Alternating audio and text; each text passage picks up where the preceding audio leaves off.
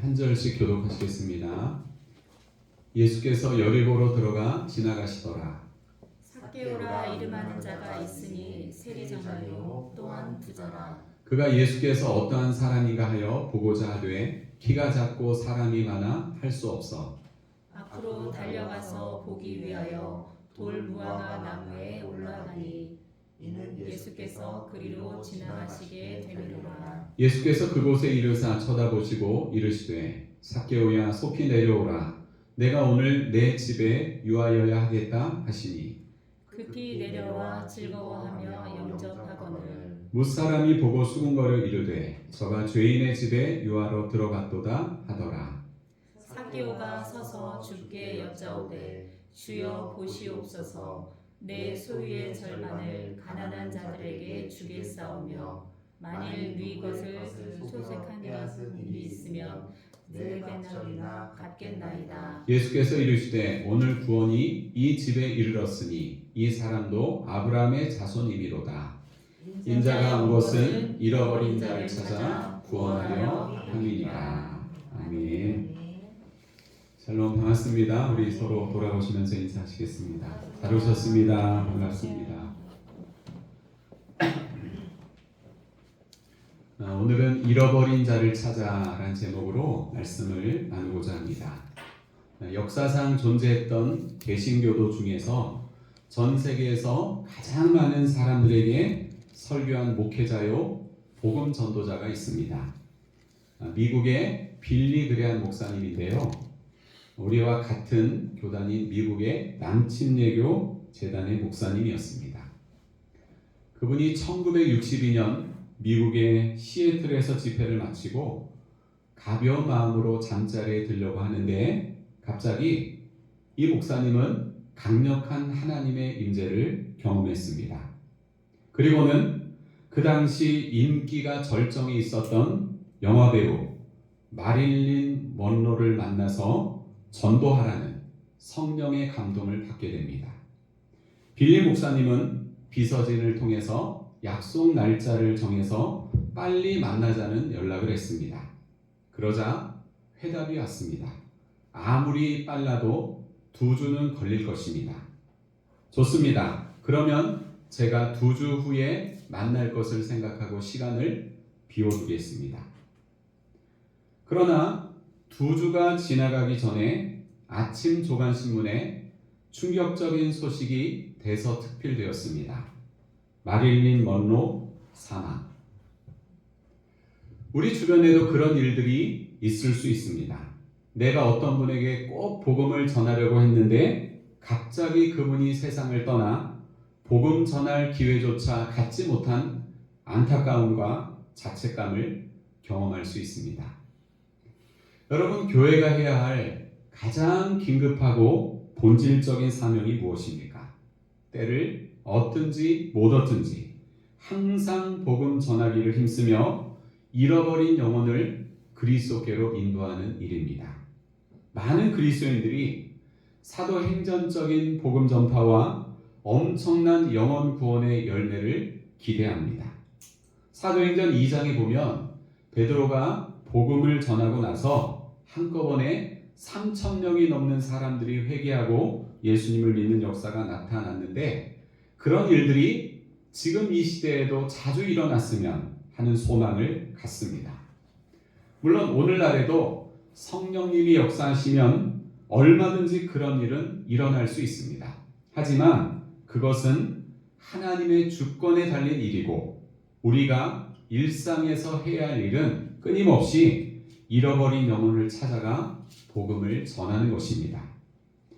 예수님을 만난 이 삭개오 이야기를 우리가 잘 아는데요. 우리는 이 스토리를 통해서 잃어버린 한 사람을 찾아 구원하시는 주님의 마음이 어떤 것인지를 알 수 있습니다. 예수님을 만나 구원받고 완전히 새 사람으로 변화된 이 삭개오 이야기를 통해서 우리는 복음 전하는 자로서 몇 가지 교훈을 생각할 수 있습니다.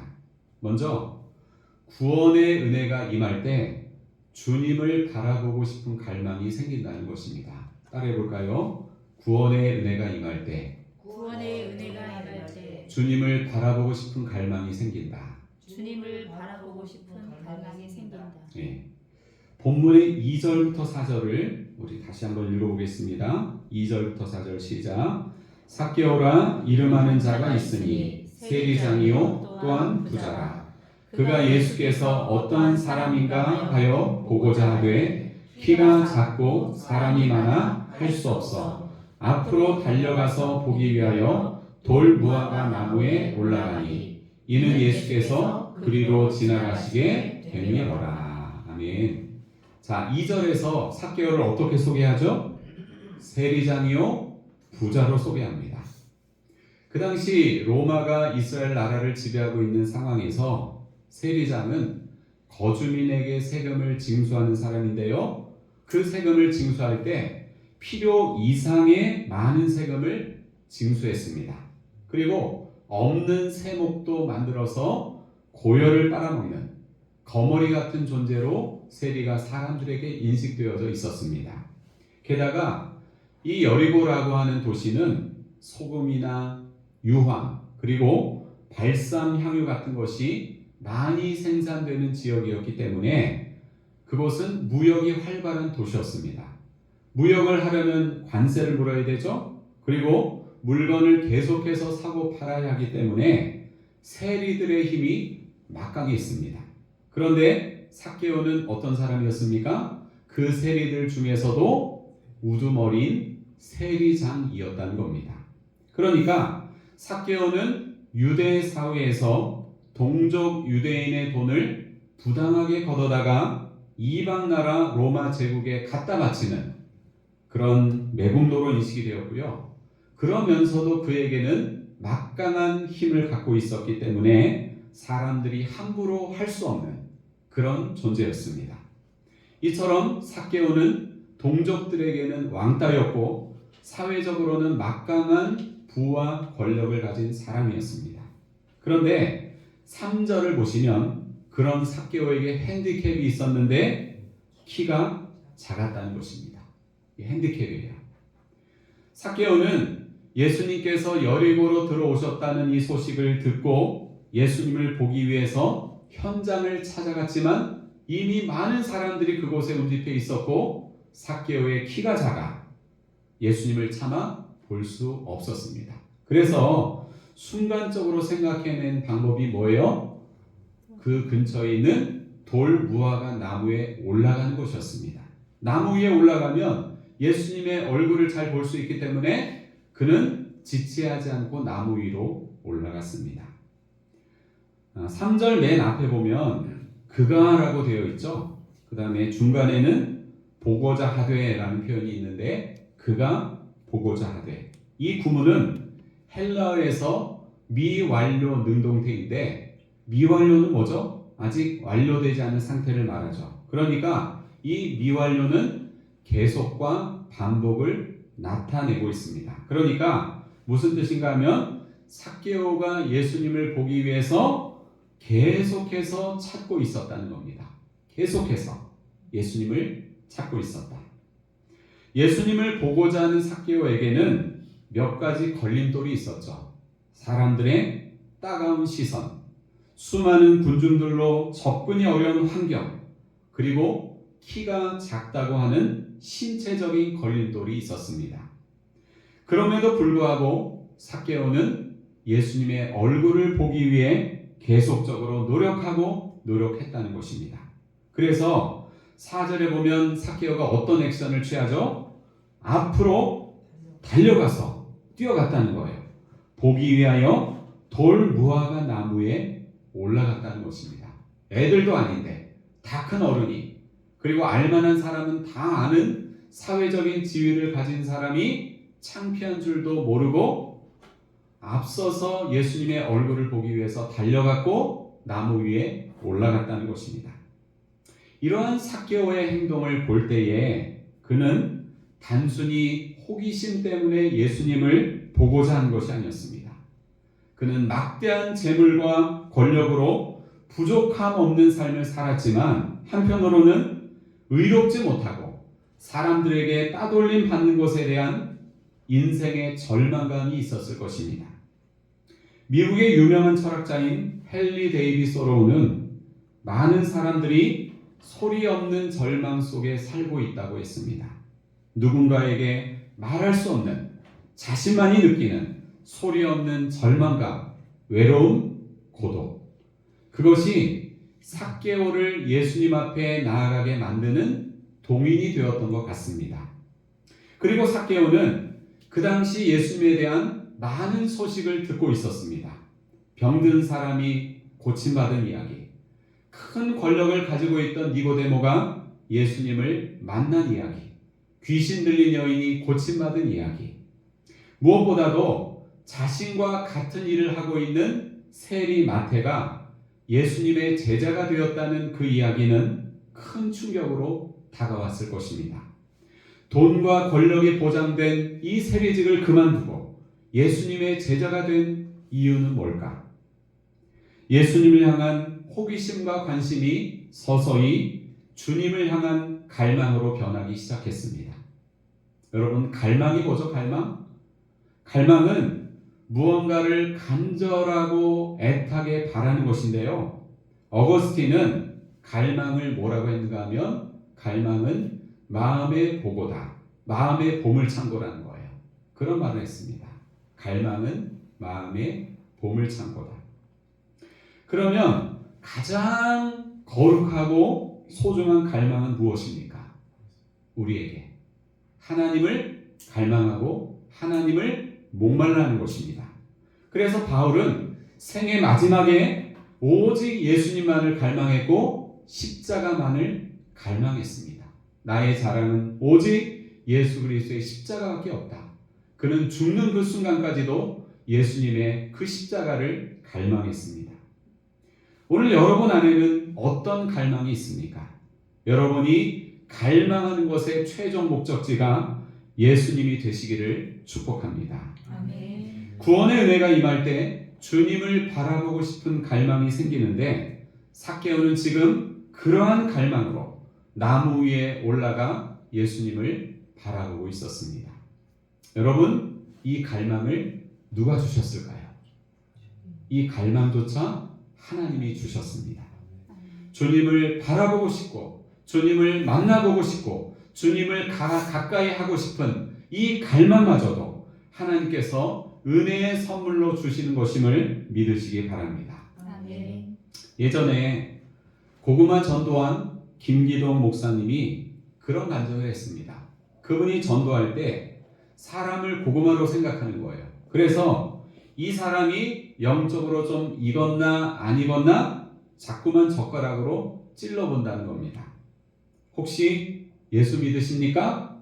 이게 이분이 하는 전도의 첫 번째 말이에요. 혹시 예수 믿으십니까? 이렇게 물어보면서 대화를 시작하는데 그렇게 대화를 하다 보면 상대방의 영적인 상태가 보인다는 겁니다. 생고구마인지 반만 익은 고구마인지 거의 다 익은 고구마인지가 구별이 되는데 여기서 거의 다 익은 고구마가 삭개오처럼 주님을 바라보고 싶은 갈망이 있는 사람으로 볼 수 있습니다. 이런 사람은 조금만 끌어주고 당겨주면 금방 예수님을 믿게 된다는 겁니다. 사랑하는 여러분, 지금부터 여러분이 전도하실 때 여러분의 눈을 부릅뜨시고 거의 다 익은 고구마를 찾아보시기 바랍니다. 아멘. 생고구마라고 전도하면 안 된다 그게 아니라 다 전도는 하되 특별히 이제 거의 다 무르익은 사람 그런 고구마를 찾아보시기 바랍니다. 그 안에 주님을 향한 갈망이 있어서 조금만 그 마음을 터치하고 도와주면 예수 믿을 수 있는 영혼들이 여러분에게 발견되는 은혜가 있기를 축복합니다. 아멘. 복음 전하는 자로서 얻을 수 있는 두 번째 교훈이 있습니다. 따라해 볼까요? 한 영혼을 향한 한 영혼을 향한 각별한 관심과 사랑을 각별한 관심과 사랑 실천해야 한다. 실천해야 한다. 자, 한 영혼을 향한 각별한 관심과 사랑을 실천해야 한다는 것입니다. 오늘 본문의 5절 말씀을 같이 읽겠습니다. 5절 말씀 시작.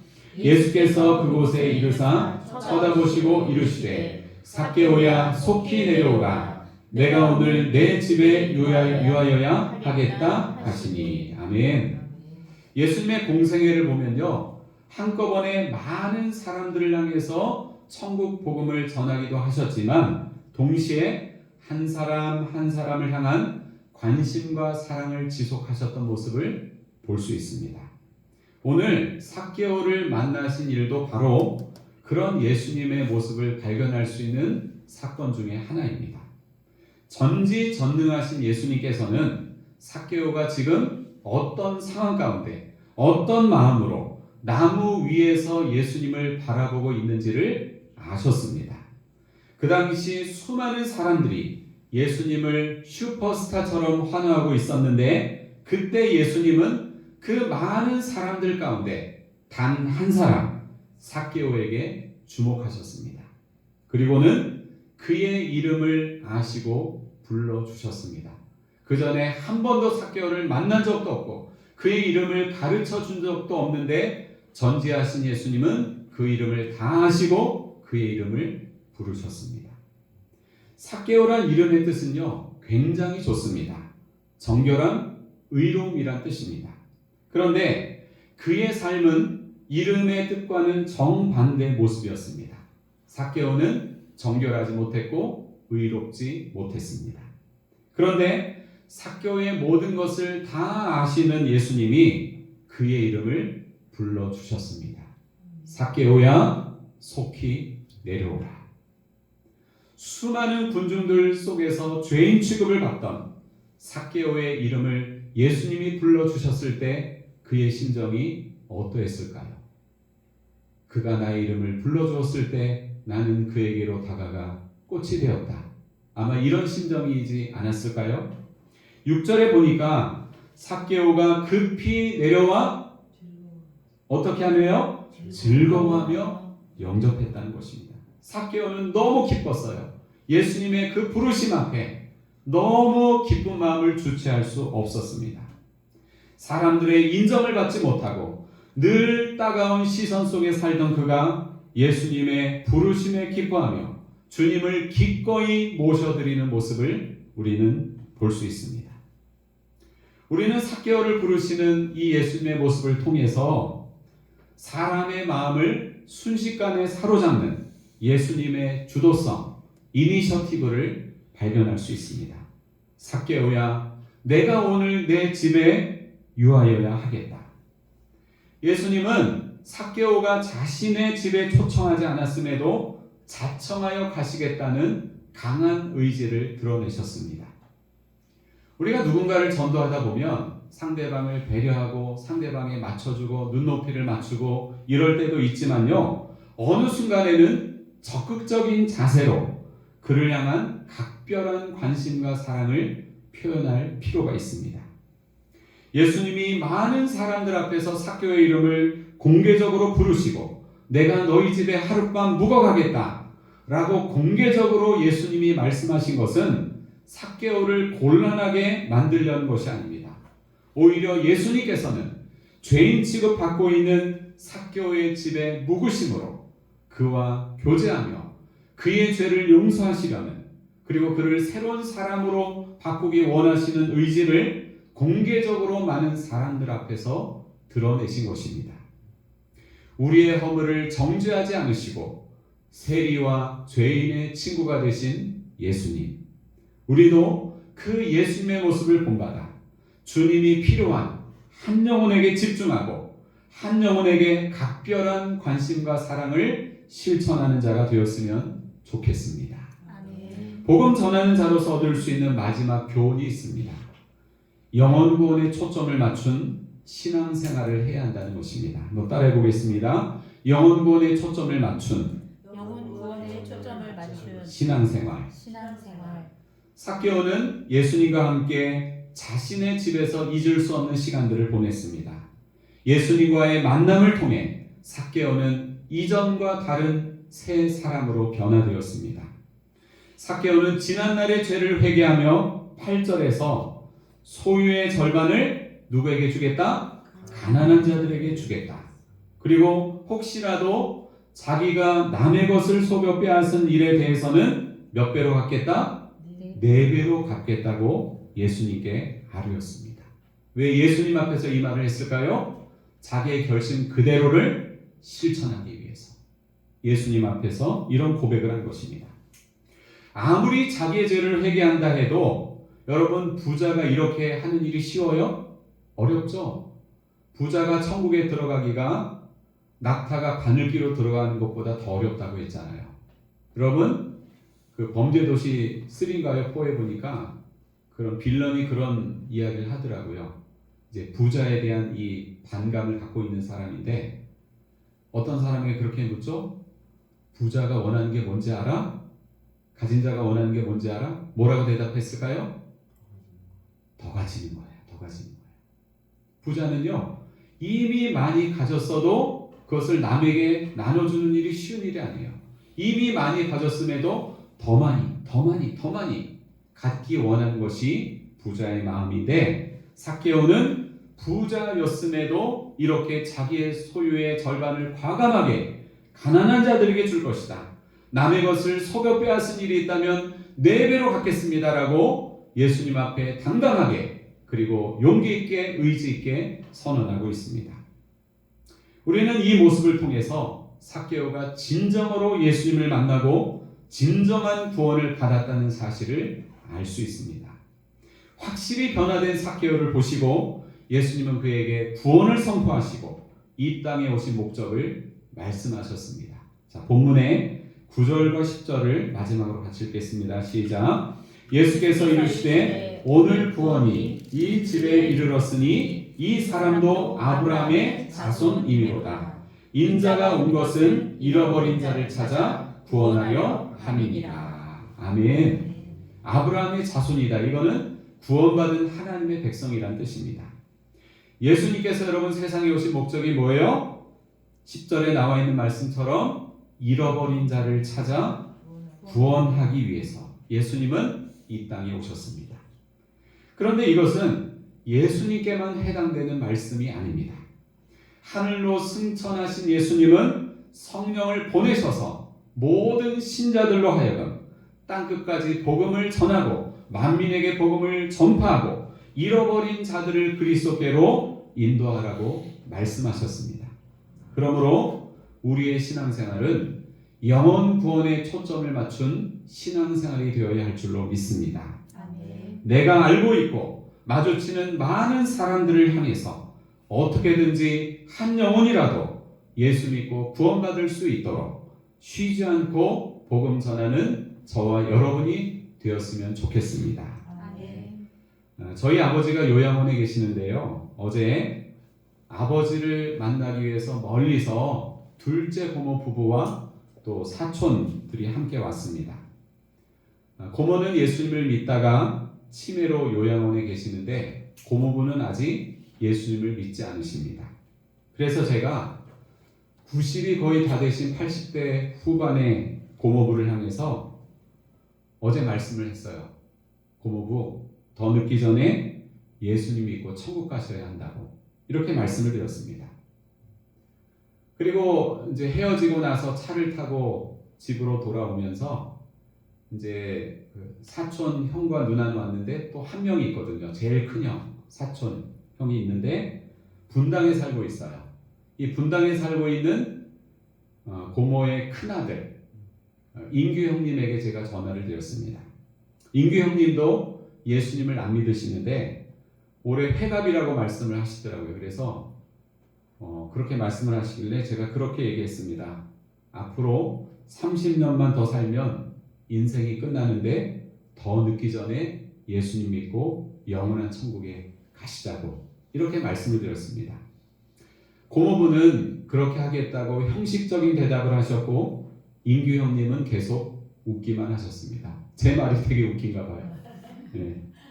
제가 종종 만날 때마다 그렇게 예수 믿으시라고 하는데 아직은 젓가락으로 찔러도 잘 들어가지 않는 생고구마인 것 같습니다. 하지만 저는 앞으로도 계속 찔러볼 작정입니다. 왜냐하면 우리의 사명은 계속해서 복음의 씨앗을 뿌리는 일이고 열매 맺게 하시는 것은 하나님이 알아서 하실 일이기 때문입니다. 아멘. 이 시간 한번 한 손에 주먹을 쥐고 저를 따라해 보겠습니다. 좀 웃기지만 따라해 주셔야 됩니다. 아멘. 찔러보자. 찔러보자. 찔러보자. 찔러보자. 노는 입에 노는 입에 찔러보자. 찔러보자. 이게 고구마 전도한 김기통 목사님이 외쳤던 구예요. 찔러보자. 찔러보자. 노는 입에 찔러보자. 이 젓가락은 이렇게 말하는 걸 말해요. 누구를 딱 만났다 그러면 반갑습니다. 혹시 예수 믿으십니까? 하면서 이제 찔러보는 거예요. 그러니까 가만히 있지 말고 노는 입에 계속 찔러보라는 거예요. 찔러보자, 찔러보자, 노는 입에 찔러보자. 마지막 때가 될수록 사탄은 그리스도인들의 영적인 눈을 가릴 것입니다. 많은 숫자와 많은 재정과 세련된 교회 건물을 자랑하고 그런 외형적인 것에 취하여서 신앙의 본질보다는 비본질적인 것에 에너지를 소모하는 교회들이 많아질 것입니다. 하지만 앞으로 세상이 어떻게 변하고 교회들이 어떻게 변하든 우리는 영혼을 구원하는 일에 초점을 맞춘 신앙생활을 하기 원합니다. 아멘. 저는 오늘 예수님을 만나 구원받고 완전히 새 사람으로 변화된 삭개오 이야기를 통해서 복음 전하는 자로서 얻을 수 있는 교훈에 대해서 말씀드렸습니다. 구원의 은혜가 임할 때 주님을 바라보고 싶은 갈망이 생기기 때문에 전도하면서 그런 갈망이 있는 사람들, 거의 다 익은 고구마 같은 사람들을 발견해서 예수님을 잘 믿을 수 있도록 도와주는 여러분이 되시기를 바랍니다. 아멘. 또한 예수님처럼 한 영혼을 향한 각별한 관심과 사랑을 실천하며 영혼 구원에 초점을 맞춘 저와 여러분의 신앙생활이 될 수 있기를 예수님의 이름으로 축원합니다. 아멘. 기도하시겠습니다.